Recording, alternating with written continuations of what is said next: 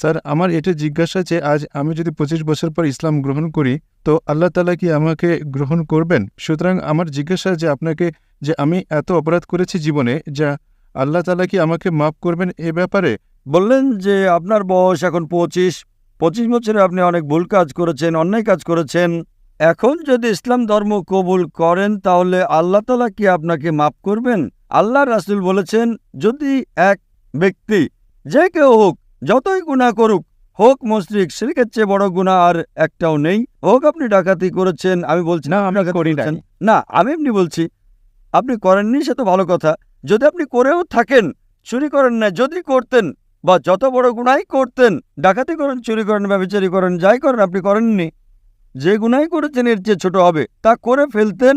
এবং আজ যদি আপনার জ্ঞানে আসে যে সেটা ভুল, আপনি ঈমান আনেন যে খোদা এক, তিনি ছাড়া কোনো মাবুদ নেই, মুহাম্মদ সাল্লাল্লাহু আলাইহি সাল্লাম শেষ পয়গম্বর, আজ আমাদের রাসূল বলেন যেন আপনি আজই জন্ম নিলেন, সকল গুনাহ মাফ। যদি আজ সাক্ষ্য দেন তো আল্লাহর রাসূল বলেন মুহাম্মদ সাল্লাল্লাহু আলাইহি সাল্লাম, যে ব্যক্তি সাক্ষ্য দেয় তার পিছনের সমস্ত গুনাহ মাফ, একেবারে পরিষ্কার, আপনি একেবারে মুক্ত।